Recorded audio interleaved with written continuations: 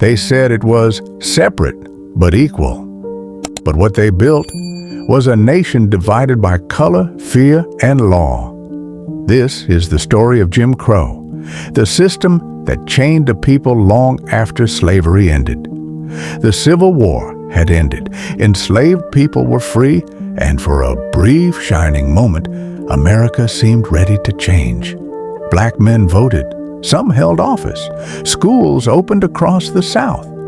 But by the late 1870s, that dream collapsed. White supremacist groups rose from the ashes, the Klan, the Redeemers.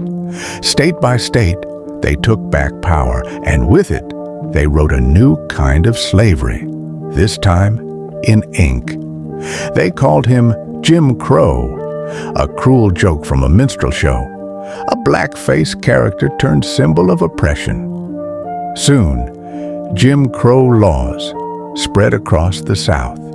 Separate schools, separate hospitals, separate seats, separate everything.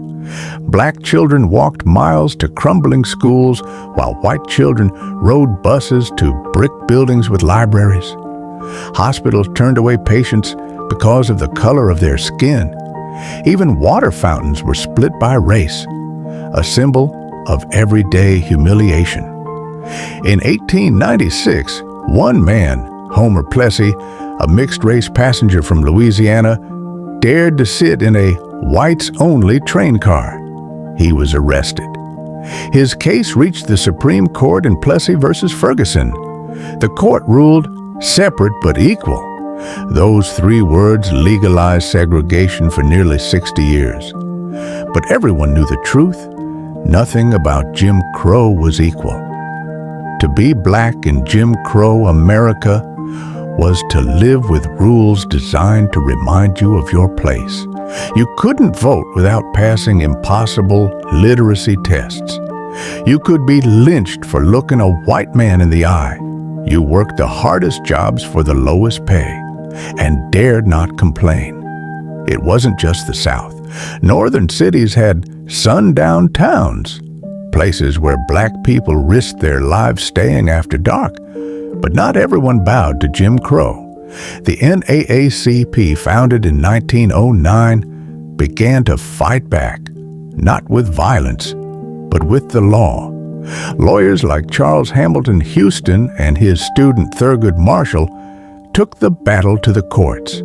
They attacked the separate but equal lie piece by piece, from teacher pay to law schools to public education. Then, in 1954, history shifted. The Supreme Court ruled in Brown versus Board of Education that separate educational facilities are inherently unequal. For the first time, the law admitted what every black child already knew. Segregation was wrong, but victory came at a price.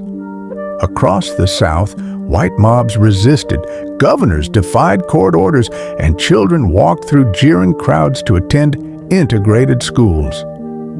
The Brown decision lit the fuse for the civil rights movement. Rosa Parks refused to give up her seat. Martin Luther King Jr. spoke of dreams and justice.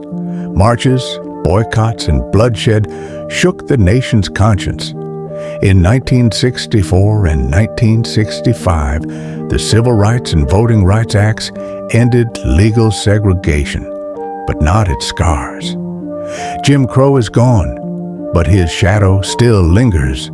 From segregated neighborhoods to unequal schools, the struggle for true equality continues. Remember, the law may change overnight, but justice takes generations. If this story moved you, share it. Because understanding Jim Crow isn't just about the past. It's about the fight for freedom that still defines America today.